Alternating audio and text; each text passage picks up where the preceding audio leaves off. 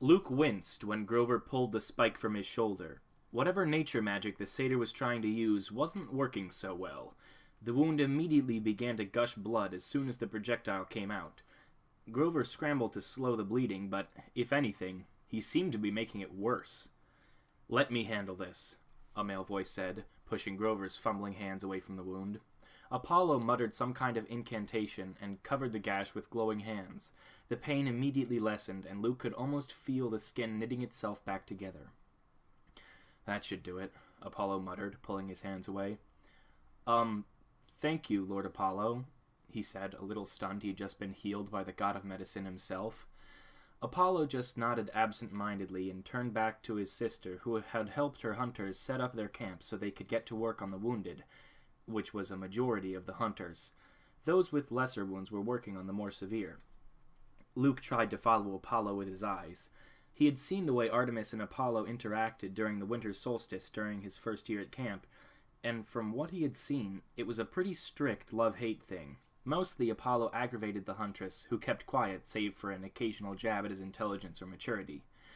Though his experience on their interactions was limited, he was still shocked when Apollo slipped an arm around his twin's shoulder and pulled her close in an effort to console her.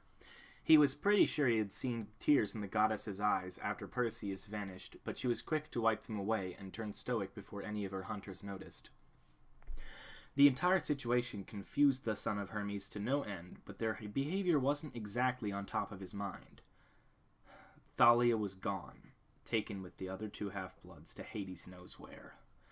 He couldn't shake the voice in the back of his mind telling him he'd never see her again. Thalia was his best friend, and he'd just let her get snatched up by this mysterious god dude who up until that night he'd pretty much considered the coolest thing since sliced bread. He thought about the prospect of returning to camp, just him and Grover, having to tell Chiron and the campers that not only had he failed to save the two half-bloods, but he'd managed to lose Thalia, the most powerful demigod he'd ever met and the daughter of Zeus himself. Oh gods, he thought in horror, as he imagined telling Annabeth that he'd lost Thalia. She was the closest thing to family either of them had. Those big gray eyes had a way of ripping his heart to shreds. "Luke," Grover interrupted his thoughts and snapped him out of his trance. "What do we do?" The satyr had a look of hopelessness on his face.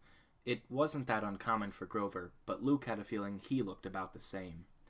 Before he could try to answer him, one of the hunters approached them in their little spot a little ways away from the hunter's camp. Luke recognized her instantly. She was the one who had almost been snapped in half by Perseus. He also knew her from the past. She was the one who had tried to recruit Thalia and Annabeth into the hunt while they were on the run, tried to strip him of his only friends and leave him all alone to run from the monsters. "Zoe," he said coldly, "what can I possibly do for a hunter?" Zoe gave him a slight glare, but she seemed a little out of it, much like Apollo and Artemis looked. He wondered if she knew who Perseus was, too, and would have asked had she not pointed towards the tents before he could speak. "Lady Artemis and Lord Apollo wish to speak to thee." There was definitely something off with Zoe. Not that he claimed to know or want to know anything about the huntress, but in their few interactions, she had never passed on a chance to insult him for having the gall to be a male. He looked at where she was pointing and climbed to his feet. He stepped towards the tent when Zoe's voice stopped him. "Not you, satyr." She held a hand in front of Grover, preventing him from following Luke. "Don't tell him what to do," Luke snapped. "He's not one of your hunters, and he doesn't take orders from you." Zoe's eyes flashed dangerously, but Grover quickly butted in to prevent a potential standoff. "It's okay, Luke. Lady Artemis and Lord Apollo want to speak to you. I'll, see if I can do anything to help the hunters with the wounded." Luke kept his eyes on Zoe, almost daring her to say something else, but Zoe just nodded. "Thank you, satyr. We have many injured. Perhaps some of thy nature magic can help speed up the healing." Grover's eyes lit up at the chance to help the hunters and use his nature magic. He trotted off towards the hunters' tents, digging through his pack for anything that might help with healing. "That satyr has a name, Hunter," Luke said coldly. "It's Grover." Zoe looked like she wanted to snap back, but then thought better of it and pointed towards the tent. "Lady Artemis and Lord Apollo do not like to be kept waiting." He was surprised she didn't retort back with some kind of insult. He started to walk towards the tent, hoping he might find out something about where Thalia might have been taken. When he walked through the tent flap, he froze in his tracks for just a moment. The tent was obviously enchanted because it was a lot bigger on the inside than it looked on the outside. The floor was covered in furs from different animals. Bears, foxes, lions, tigers, bears, oh my, and just about anything else that could be hunted for sport. The walls were decorated with the pelts of even more animals, ones from all over the world. If a member of PETA stepped into this tent, Luke figured they'd have something to say about all the dead animals. But being goddess of the hunt and wilderness, and whatever else Artemis was, he guessed she could probably repopulate whatever she killed, so he doubted the pelts of the endangered animals would be hurting their species' populations. Artemis was seated cross-legged on the far side of the tent. She looked like she was petting a huge stuffed animal, but when the golden stag raised its head to look at Luke, he quickly realized it was very much alive. Apollo was a few feet away from his sister. He hadn't even looked up when Luke entered. He seemed to be lost in his own thoughts, pacing back and forth and threatening to burn a hole straight through one of Artemis's fur rugs. "Brother," Artemis said softly, and her tone surprised Luke. He'd never heard an immortal sound so broken. It was like the fight with Perseus had sapped the life right out of her. She sounded like she was about to either pass out or break down into tears. Apollo finally looked up, and his expression wasn't any less surprising. He looked nervous and antsy, like he was waiting for something bad to happen and had no idea when it was coming. "Luke Castellan," Artemis said with a little more firmness in her voice. "Please sit." She gestured to a pillow that appeared by his feet. Luke took a seat and waited for the goddess to speak, but Apollo jumped in before she had a chance. "What happened?" he blurted out, and Artemis shot him a look of annoyance that he ignored, looking impatient for Luke's response. Well, Lord Apollo." He found the words hard to get out with Apollo looking at him so expectantly. "We came here for the 2 demigods, the other 2 that were taken, other than Thalia." Apollo nodded impatiently, showing he was expecting more. "Well, I got hit with one of the Manticore's spikes, and he tried to lick his lips, which were getting dry with Apollo staring at him. Then the hunters show up. And, well, after that guy Perseus showed up, and I think Lady Artemis knows better what happened then." Apollo's eyes went wide, and he closed the distance between them in a minute. "How do you know his name, Half-Blood?" He pulled Luke up by the collar of his jacket and was holding his face inches from his own, like he was trying to sniff out a lie. We saw him before. 2 years ago, he appeared on Half-Blood Hill, and when we first arrived at camp, the 3 Furies and a pack of hellhounds would have killed us if he hadn't saved us." Apollo stared at him for a full 5 seconds before letting go of his jacket, apparently sensing no lies in his words.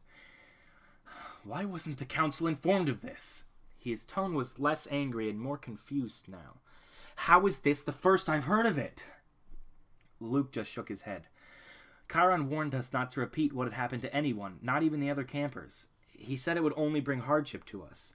Artemis said something quick to her brother in ancient Greek, too quickly for Luke to catch it. Apollo calmed for the moment, and his sister leaned forward, looking very interested. "Tell me, son of Hermes, from the beginning, everything that happened on Half-Blood Hill." Luke recounted everything, from Perseus's creepy entrance to dismantling the Furies and catching Chiron's arrow in midair and firing it back into his leg.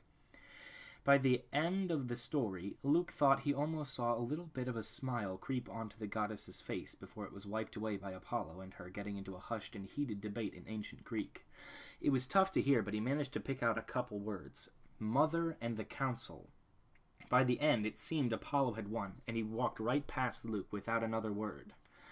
From the blinding light that came from outside the tent, he clearly took his true form from the second he was far enough away to not incinerate Luke, or Zoe, who had listened in silence at Artemis's side throughout the whole conversation. "Lady Artemis?" Luke asked after a moment of silence. "Who is Perseus?" Zoe scowled at him. "That is not thy concern, but—" She was stopped when Artemis raised her hand to her lieutenant. "He deserves some sort of explanation, Zoe." The huntress frowned, but didn't argue. Artemis took a breath like she was trying to ready her nerves or reel in her emotions. "Perseus is a god who was exiled from Olympus long ago. It was believed he had faded or failed to escape Tartarus, but it appears that was assumed in error. Luke was positive there was a tone to Artemis's voice, almost like the fact was a relief to her. "Exiled?" he asked, his curiosity piqued at what kind of act could get a god exiled from Olympus. A choice made long ago that was unforgivable. What could a god do that earns him banishment from Olympus? Artemis exchanged a look with Zoe for some reason and then sighed, like it was something she didn't like talking about. There were many reasons, but the final straw was when some of the gods captured Zeus in a golden net. "That was him?" Luke asked in shock. Zoe shot him a vicious sneer for interrupting her goddess. Yes, and when Zeus swore to be a better ruler, Perseus did not believe him like the other gods. He swore on the river Styx he would never again bow to Zeus. When Zeus was freed, he forgave every god except Perseus, who had masterminded the coup. When Zeus demanded he bow before him, Perseus would not submit, and the two fought. He fought Zeus? Luke's wonder got the better of him, and the words just blurted out. Zoe unsheathed a hunting knife, but Artemis stopped her with a hand. Yes, and it was a battle none seen since the war with the Titans. In the end, Zeus was triumphant, and he cast Perseus into Tartarus, exiling him for eternity from both the heavens and earth. Luke tried to comprehend the story. How had he never heard about this? As if reading his mind, Artemis answered. His banishment included being stricken from history. Zeus ordered any record of him destroyed, and he be erased from the histories of Olympus. So now he has Thalia, a daughter of Zeus. He's doing this to get back at Zeus. Luke felt that nagging feeling that he'd never see Thalia again return, even stronger. Not necessarily, Artemis said softly. Something was off about the way she talked about him. It was like she loved him, and the thought of this jerk-off being evil was something she couldn't accept. He's evil, Luke said bluntly. I need to get back to Camp Half-Blood. We need a quest to find Thalia. A look of anger flashed through Artemis's silver eyes, and it was more than enough to quiet him down real quick. You presume much, boy. The venom in her voice made him shiver. Luke watched the anger in her eyes fade and be replaced by a sadness that he had seen when he first walked in. Suddenly, a thought popped into his head, and before he could stop himself, he said it aloud. He's your brother. Silence. Artemis stared at the son of Hermes, trying to comprehend how he'd figured it out. Then her head dropped, and her body seemed to slouch, like that statement took the life out of her. Yes, she whispered. Perseus is my brother, the third and youngest child of Zeus and Leto. Line break. I did not need to read that part. Thalia felt herself emerge from the darkness that had engulfed her when Perseus kidnapped her and the other two unknown demigods. When she opened her eyes, she found herself in a sunny room, seated on a luxurious chair. The other two demigods were seated on a plush couch, looking just as confused as she was. Before she could even say anything, the young boy broke into tears, and his sister wrapped her arms around him, trying to console him despite her own look of fear. Thalia's hands went to her neck and found the shackle was gone. She looked at her wrist and breathed a sigh of relief.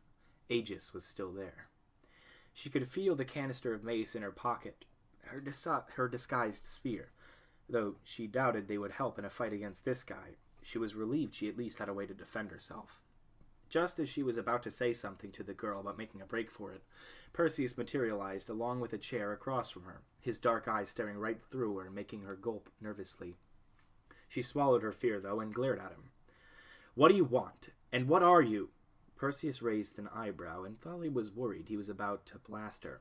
But his lips curled into an amused smile, and he nodded at her. How rude of me. Where are my manners? He stood up and made an over-exaggerated bow towards her. I am Perseus, the god of night, and son of Zeus and Leto. Thalia's eyes went wide. Your brother to Apollo and Artemis? His smile vanished, and a sneer covered his face. Those two are not siblings of mine. He spat, and she immediately knew that this was a touchy subject. Right, she said awkwardly, and then remembered she didn't really care if he didn't like it. He had just kidnapped her and two children. Well, whatever. I don't really care about you or your shitty relationship with them. What do you want with us? If you brought us here to kill us, just be done with it. The smile crept back onto his face, and somehow Thalia could tell it wasn't condescending or vindictive.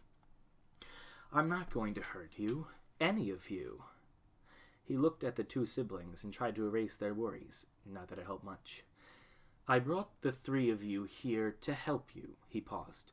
Well, I think we can help each other. I know these two are still in the dark, but surely you have heard about the great prophecy, haven't you? Thalia's eyes widened a little. She'd heard about the great prophecy. Hades, it was all she heard sometimes. Everyone thought it was about her. But the thing was, she didn't actually know the prophecy. Ah, Perseus nodded like he knew what she was thinking. Know of it, but don't know it, right? Typical of the gods, hiding the truth from heroes. Well, let me enlighten you on what waits in store for you if you live to be 16. He cleared his throat and looked at her seriously. A half-blood of the eldest gods shall reach 16 against all odds, and see the world in endless sleep. The hero's soul, cursed blade, shall reap. A single choice shall end their days, Olympus to preserve or raise. Thalia stood like a statue in her spot until she took a step back and fell back into her chair. She tried to digest the words she'd just heard, the line about a single choice ending her days playing back and forth in her mind. I die. It wasn't a question. She just said it out loud because she needed to hear it so it would fully sink in. These past 2 years, all the talk about being the chosen one, and it's being chosen to die.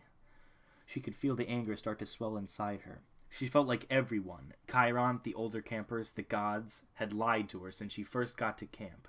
They acted like it was an honor. Some friends they were. Perseus looked a little sympathetic and gave her a moment to digest the significance of what she'd just heard. Thalia looked over at the other two half-bloods. The boy had stopped crying. Both he and his sister were staring at her, obviously confused, but seeming to understand something bad had just happened. Who are they? Why'd you take them too? Why do you need us all? Perseus sat back down in his chair, crossing his legs and resting his ankle on his knee. I was hoping to ease them into it, but I suppose it's better just to get it out there and explain later. Thalia, this is Nico and Bianca D'Angelo. They are children of Hades. Thalia's eyes went wide, but he continued before she could speak. You three, as far as I know, are the only living demigod children of the 3 eldest gods. So if this prophecy comes to pass, one of you 3 will be the one. Things started to come together for Thalia, and a dark thought crossed her mind. You're hoping to use one of us. Whichever is willing to do what you want. You want to destroy Olympus, don't you? Perseus's lips curled, and a smile crept onto it once again, this one making Thalia shiver.